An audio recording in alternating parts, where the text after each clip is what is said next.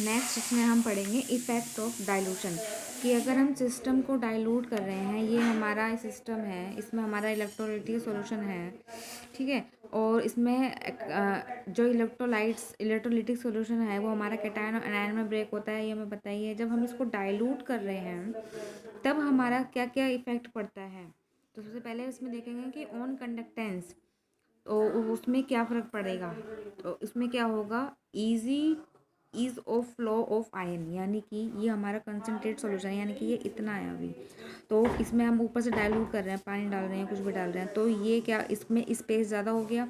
अब जब पहले कम था तो स्पेस कम था तो फोर्स ऑफ अट्रैक्शन ज़्यादा लग रहा था, अभी इनमें डिस्टेंस ज़्यादा बढ़ गया तो फ्री ऑफ मोशन हो गया, मोशन फ्री हो गया तो दूर दूर ये फ्रीली मूवमेंट कर सकते हैं, तो ease of flow of ion हो गया, ये समझ में आ गया।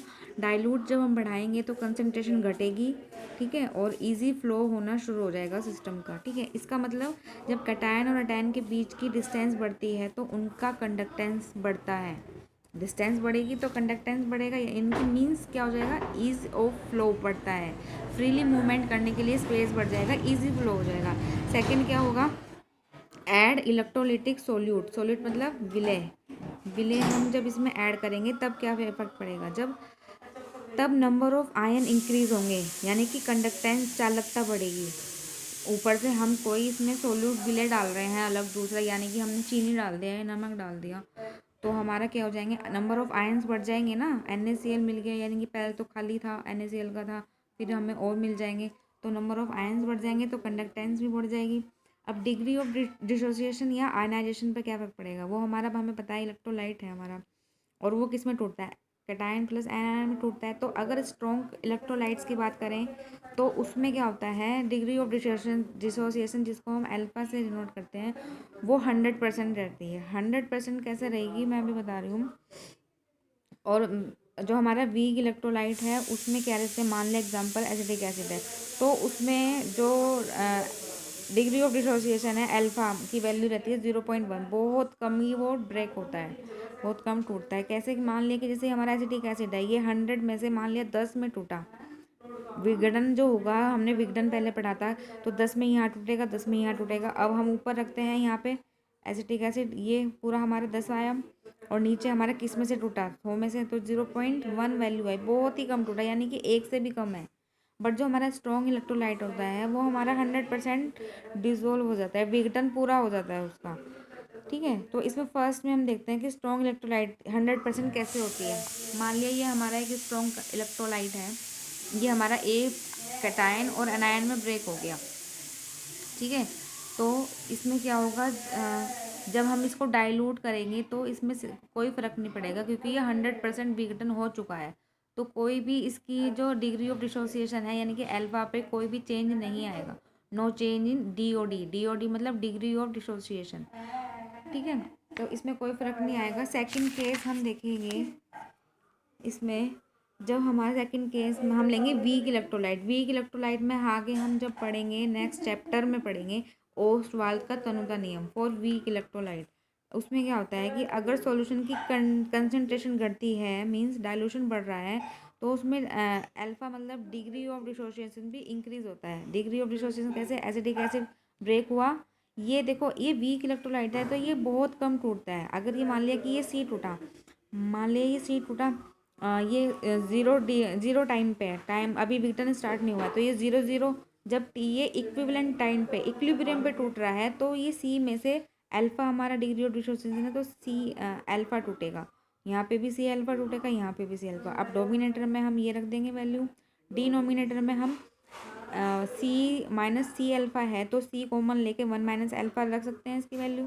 अब सी से सी कट गया हमारा, तो सी अल्फा स्क्वायर और अपॉन 1 माइनस अल्फा। अब के इज़ वेरी लेस, के क्या है यहाँ पे हमारा, जो हम वैल्यू निकाल रहे हैं, ठीक है, डिग्री ऑफ डिसोसिएशन, ये के की वैल्यू निकाल रहे हैं हम डिग्री ऑफ डिसोसिएशन के रेस्पेक्ट में, यहाँ पे ये कप्पा नहीं है, ठीक है, ये ध्यान रखना। तो ये जो वैल्यू आई है 1 माइनस एक्स अल्फा, वो बहुत कम है 1 से, तो उसको हम 1 मान के चलेंगे, ठीक है।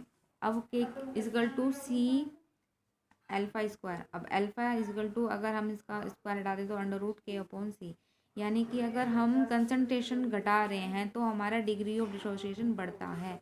इसी को हम बोलते हैं ओसवाल्ड का dilution law for weak electrolyte. अगर हम कंसंट्रेशन बढ़ा रहे हैं, डाइल्यूशन बढ़ रहा है, कि डिग्री ऑफ डिसोसिएशन भी बढ़ रहा है। अब हम इसमें देखेंगे कि कप्पा, सबसे हमें तीन चार चीज़ें नोट करनी है इसमें। हम क्या क्या चेंजेस आ रहे हैं इनमें। कप्पा क्या होगा, conductance of 1 ml electrolytic solution, यानी कि अगर कंडक्टेंस किसके इक्वल होता है, आयंस के, नंबर ऑफ आयंस बढ़ रहे हैं कि घट रहे हैं कंसंट्रेशन बढ़ाने पर, ये हमें देखना है कि बढ़ेंगे या नहीं बढ़ेंगे अगर हम डाइल्यूट कर रहे हैं सिस्टम को। सेकंड हमें देखना है ये जो हमने निकाला था मोलर कंडक्टेंस, ये इसी को, ये क्या है, पूरा ओवरऑल वॉल्यूम है, ये हमने वॉल्यूम निकाला था, मैंने पहले वीडियो में बताया था। ये क्या है, इक्विवेलेंट कंडक्टेंस, तुल्यांकी चालकता, ये भी वॉल्यूम है, ये भी हमें फाइंड आउट करना है। अब रफली एक आइडिया ले रहे हैं इसमें कि अगर कप्पा की वैल्यू मान लें नंबर ऑफ आयंस, जब ये कंसनट्रेट था यहाँ पे, जब हमने डाइल्यूट नहीं किया था तब इसकी वैल्यू 2 थी। जब ये डाइल्यूट नहीं हुआ था तो कप्पा की वैल्यू क्या थी, 2 थी। अब अगर हमने इसमें डाइल्यूट कर दिया तो 2 ml हो गया, तो टू तो पहले थी और 2 से ही हम इसको और बढ़ा दी हमने, तो वैल्यू क्या निकल के आ रही है, 1 आ रही है। यानी कि डाइल्यूट करने पर कप्पा की वैल्यू क्या हो जा रही है, कम हो जा रही है, 1 हो गई।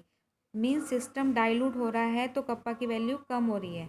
अब इसमें अब ये मान के चलो जो हमने ये रखा था वॉल्यूम, ये पूरा हमारा फॉर्मूला है, इसको हम वॉल्यूम मोल से रख सकते हैं और वॉल्यूम इक्विवेलेंट, ठीक है, इस फॉर्मूले में। तो अब इसमें डाइल्यूट करेंगे अगर हम सिस्टम को, तो वॉल्यूम जब हमारा बढ़ेगा तो हमारा कप्पा की वैल्यू दोनों में घटेगी। तो इसमें तो कोई फ़र्क नहीं पड़ना चाहिए, बट ऐसा नहीं होता है। ये जो है हमारा, इसमें जब हम वॉल्यूम तेज़ी से बढ़ा रहे हैं तो हमारा क्या हो रहा है, धीरे धीरे कप्पा की वैल्यू कम हो रही है। तो